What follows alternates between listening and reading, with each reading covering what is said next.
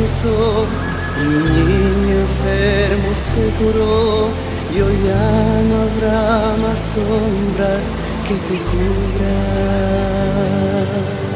Porque Dios nos proteja de un mal final, porque un día podamos ser